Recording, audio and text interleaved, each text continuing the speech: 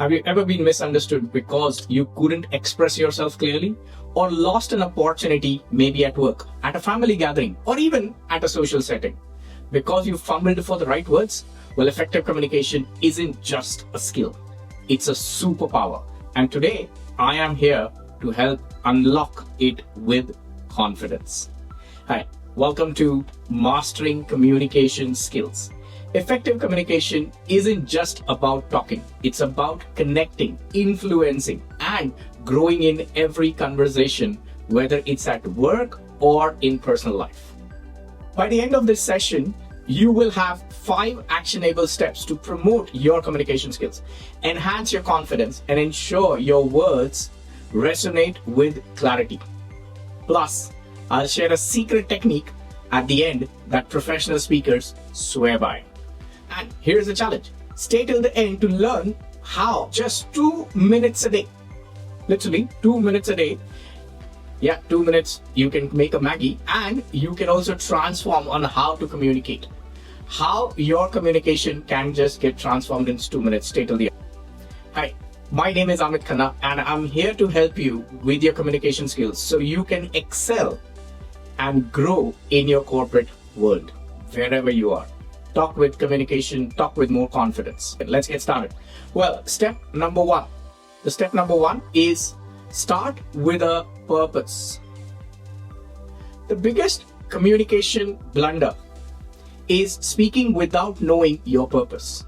It leads to rambling, confusion, and missed opportunities. I still remember me back around 10 years ago when there was a round robin discussion and I was getting a chance to speak. I did not hear what others had to say, and I was too busy in what exactly my thoughts would be, right? And I just rambled very quickly because we always feel that we have a limited time and I should speak very fast. So that was a problem. I wasn't clear about the purpose. Now, an actionable tip for you: before speaking, answer these 3 questions. Number 1, what is your main message? What do I want the listeners to understand? Number 2, why does it matter? How does it benefit them? And number 3, what action do I want them to take? Is it just for listening purpose, or is it that you want them to take any sort of an action? Here's a technique, and it is called as use the rule of 1. Stick to 1 idea per conversation or presentation. During my program, I always tell my clients or my team, my mentees, is that to have the slide or the PowerPoint slide with 1 conversation, that is 1 idea on that slide only, so that you stick with it and you make sure that it is clear and it is digestible. Think of Steve Jobs for a second. Think about the famous iPhone launch. His purpose wasn't just to introduce a phone, but to redefine how we interact with technology. Fantastic, isn't it? Let's jump on to step number 2. Master the non-verbal communication. Your words are just 7%. You heard me right. 7% of communication. Rest is tone and body language. Yet most overlook these non-verbal cues. Apply the 3 C's method of non-verbal mastery.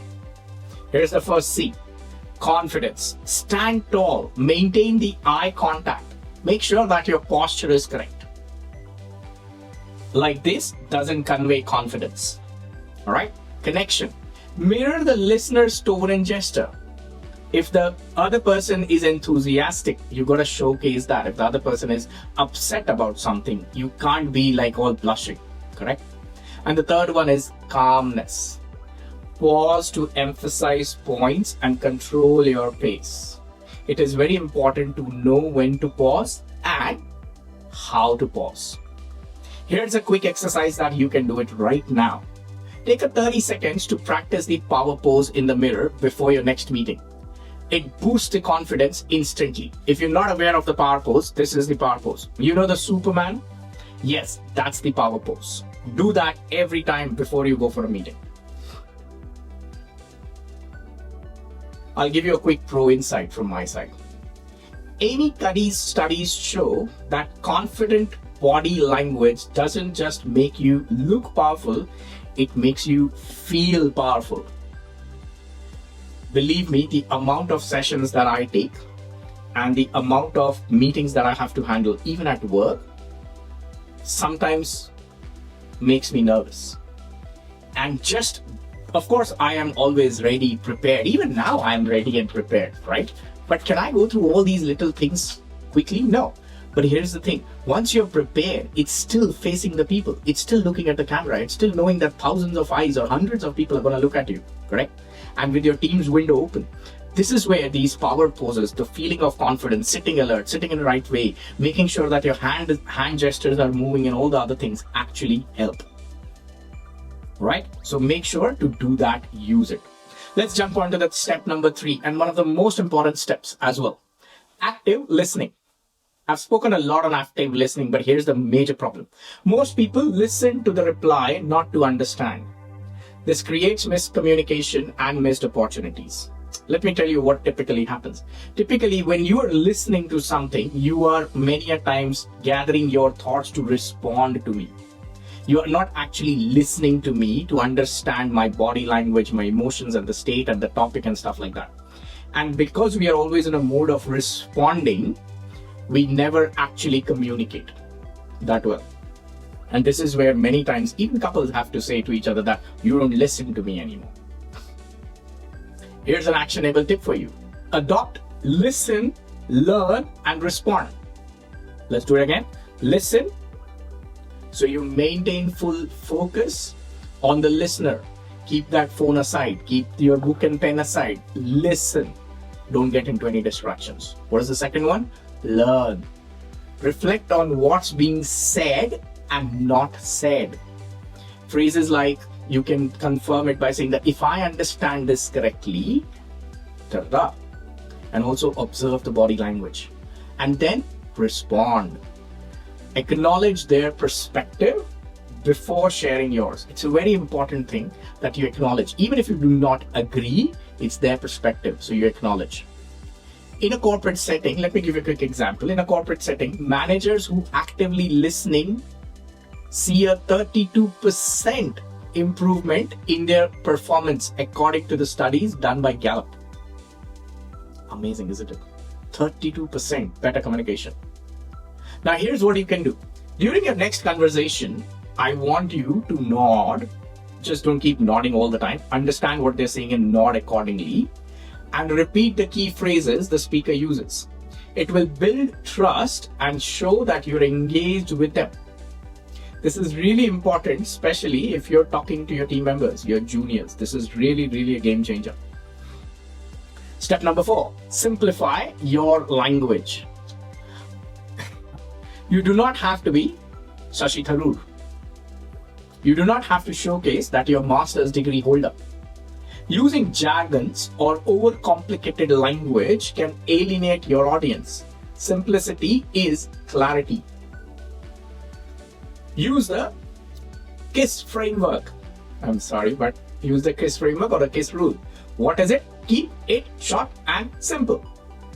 So break down the long sentences into shorter ones. Now this is also applicable when you write emails, for example, right? So when you're sending out emails, it's applicable there as well. Replace complex words with simpler alternatives. Like for example, instead of utilizing, how about just say use? Or utilize, say use. Aim for no more than 15 words per sentence. And yes, of and the is also a word. So take care of that. Instead of saying our synergistic approach optimizes scalability, sounds fancy, isn't it? Try, we work together to grow efficiency. Now, this is the most important thing of where you have to be simple. You're going to be simple if you want to try to make sure that your communication is understood. If you want to show off, that's a different thing. But if you want to make sure that your communication is effective and understood by people, well, then you got to use the things that I told you. And here is a pro tip for you. A pro tip is that before you send out that email, before you finish your presentation, ask yourself that, will a 12-year-old understand this? And I'm not talking about Sheldon from Big Bang Theory. I'm talking like a normal people like you and me. Can a 12-year-old, 10-year-old understand this? If they can't, well, it's time to rewrite. Here's the fifth one. Practice clarity daily. Now, what does that mean? Clarity isn't a natural gift. It's a skill that you'll have to build with practice. Now, what exactly does it mean? Clarity means that you've got to be clear when you speak. So you've got to make sure that others can understand what you speak. There's a lot of people who speak for a minute or two, but at the end of the day, you still do not know what they're trying to convey. Because they go from anywhere from 1800 to 2020 and they touch base all the 2000 years of data and stuff like that. So here's what you can do. You need to learn how to do it, right? And one of the ways to do it is by choosing a random object or a concept, for example, right? So I read a lot of books, okay? And while reading the books, I do not fold my book pages at the end. I don't like it because I like my pages to be very crisp and clear. Of course, I write a lot on it, my notes, because they're my books, but I don't like to fold them. And the other day I was actually traveling and I always have a book with me. And while traveling, I just finished some page and I'm like, okay, now I'm going to shut it down. And I couldn't find the thing that I always have with me, set of bookmarks. All right. And from that day, I had made sure to keep a bookmark with me every time. So what did I do? I story told about the bookmark, correct? So this helps me. And I was very clear on the problem. I was very clear on what I need and things like that, correct? So here's what you need to do. Dedicate 2 minutes every day to go through random word exercise. It will help you to work on your impromptu skills, all right? Explain its purpose in one sentence if you can, all right? And keep refining it till it becomes clearer. So the whole idea is there are two things that comes out from this is, number one is that can you also use a certain level of story rather than throwing or dumping data onto somebody, right? I could have started like, hey, this is a bookmark. This is a very useful thing, blah, blah, blah. But I chose the other way around, correct? Second is it will help you on your impromptu talks. It will help you on icebreakers. It will also help you in many other things, but it will overall help you to be more clearer, all right? So we will also share with you a link where you can download a bunch of words and a link where you will actually know what random word exercise is more about. So check it out in the description. It should be there somewhere, or maybe in the summary of this video. Now, top speakers like Simon Sinek, the person who wrote the book, Why, correct? He spends hours simplifying their core message to make it universally understandable, right? So make sure that whatever you have, think about it. How can I make it clear so that others understand? Remember one thing, your top management need not be as amazing in terms of technology as you are, right? That's the reason you're there, correct? If the CEO or the head knows everything, why would you be there, right? So you're there because they don't understand your work very well. But if you go to them with the same level, well, then they will get bored, correct? They are happy as long as you are sharing good news. But if you have a bad thing, well, they're not going to be happy. And this is where the communication gap starts. So make sure that you use clear words. Make sure that these random words actually will help you in defining your statements as well.